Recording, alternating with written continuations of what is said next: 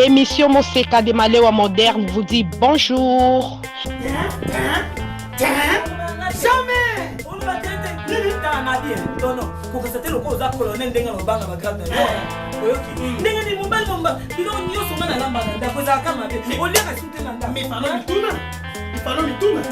Pourquoi mobile n'a pas ah, colonel, tika biloko wana. Ozolia na ndaku tenga jana comprendre. So ozolia na ndaku te, si ozana makambo oyo ke na kolia. Eko simba te. Eko simba te. Ça va. Omoye bisako ke doit. Mama, natala. Ukasante ke libale seke ko bingo kanisa. Moi. Iko natali. Mama iget. Mama iget. Non non tika. M'arrête. Tu m'arrêtes là bien. Mama iget. Maman tu sais c'est vrai t'expliquer. Mama iget. Omona wapi? Moi c'est mon bimba. Ayebi ko lamba te. Azozo soso ayeka na mbala moko ndenge zaka na malini kati ya na moto mama ozolia soso makasi okomona kake mwasi munene mama moja mareti moja mangashi pa yo mwasi omona mobali no na ba bisina soso na poche abima ki oyena ba soso c'est kaza makamu soki na mama yeti tina zo ya misina na poche misuni soki ya soso na poche il faut comprendre. Camarade ya général Lopunda, camarade ya général amiral Wanga. Ozolanda. Nerba nyanga sa oyana da. Fuma kuteke mwasa zolamba bien. Mama inquiète. Mais non, ça mama. Ça mama. Biloko bosowela ya kwa. Mama inquiète ya mwana penze mama nanga. Papa kosilikate bimana papa. Papa yoka na kosilikate. Kosilikate sa mama. Papa kosilikate. Sikoyo papa moi j'attends. Oui maman Iguel. Il a coupé la papa qui me l'a tapé en quoi? Eh maman Nathalie. On va les makambi soto le baka biso basite yo kana kasoni poani. Balobi mwana maila to kama ile pepa mutu Si. Soko moni zoko kate mama. Kama nyo soto saki. Ukoketa kotuna ngate. Lakende wa. Obala kinga na mbongo ukende tena kovanda kaka.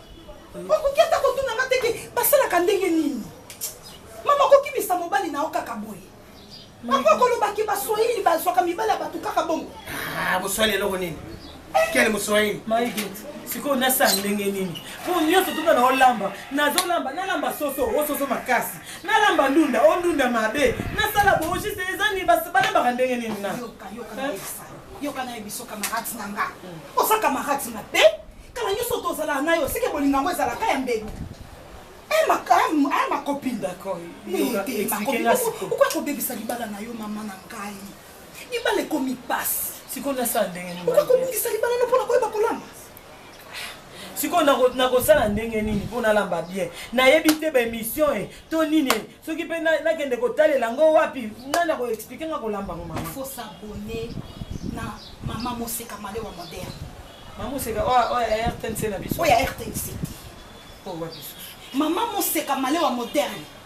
Parce que comme on a eloba mi belé na bakid a. Siko oyo langa bien ndenge na soloba. Na soloba Mama Moseka pambate. Na soloba Malewa Mama Moseka Moderne. Et so la kisabiso lo lenge nini ya koyeba kolamba soso na biso.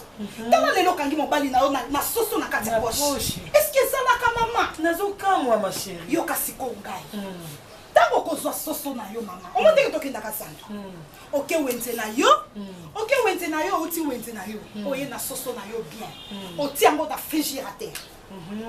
Kasi ça déjà malilité. OK, oti ango na frigiderateur. Pourquoi nous l'ambité? Pourquoi na lobi ko ti ango na frigiderateur? Pourquoi? Parce que ma batterie, ma microbe, ils sont traînés par-ci par-là. Et il y a un kata bilo côté. Donc on tient un réfrigérateur, on s'en entend bien. On tient un réfrigérateur. Donc on dit qu'on lamba. Et quand il déjà glace, bon on s'est déglacé. Aussi on tient un sous na frigo na yo.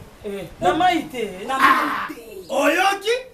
Maman loba na zolanda yo. Na maïté. On est place erreur et sali. Na maïté. Tango longoli yango na frigiderateur na yo maman bala moko oti yango na frigo ou oti yango na glaceur dès to benga ka ala chasse tango sali yango bongo pourquoi oti kuna pourquoi parce que tango ekangi mabanga makasi et c'est déglacé gentiment déglacé gentiment et ça peut être bien conservé alors tango ko ti yango kuna osilisi aussi siko soso na yo tango bimisa ngo na frigo c'est déglacé aussi soso na yo otiango na bassin otiango na bassin na yo otiango na bassin na yo et puis aussi yango osokoli yango bien ya sokolaka te mama mbala moko abona yebaki oh bazo expliquer ngai osokoli yango très bien après ça faut que sokola yango très bien maman nanga ma copine Nathalie parce que libala no linga ki te la soki na sala ki te mama tellement comme inquiète tango otiango na tolongoli yango vraiment otiango na baso sokoli yango très bien otie na nsuku na yo otie ba ingrédients na kishasa awa babengaka yango épice ezalaka épice te mama ozomona berere ebele ozokonta nango mama nakosi yo te yeso akote Facebook makambo mosusu nzoka nde kotala baémission oyo etali mpona bomwasi lokola mama maleo ya moderne aza kopesa ndenge ndeko alobeli yo mosi na ngai kasi yo mpe faoloba nga bongo nayeba nga so fungo telefone nanga nakota bareseau sociaux nga akotangaka Facebook natala bakoma nanga bomwana s'abonner sikoyo na émission malewa mama moderne mama moseka na chaîne ino eza na YouTube il faut landaka ngo na YouTube na yo kokotaka kaka Facebook te WhatsApp te ba Messenger te wana eza ba distraction mpona kobatela libala na yo mama Nathalie ma copine kotaka na YouTube Rolanda émission Malewa Mama Moderne. Te Mama Moseka Malewa Moderne. Voilà. Donc Mama Moseka. Émission Mama Moseka Malewa Moderne. Avec émission Moseka Malewa Moderne. Wana ndelibala Mama Nathalie et Simpi. Itaka. Yangon. Merci beaucoup bandeko nanga bana poto partout dans le monde bozota la tournée esthétique yeyo.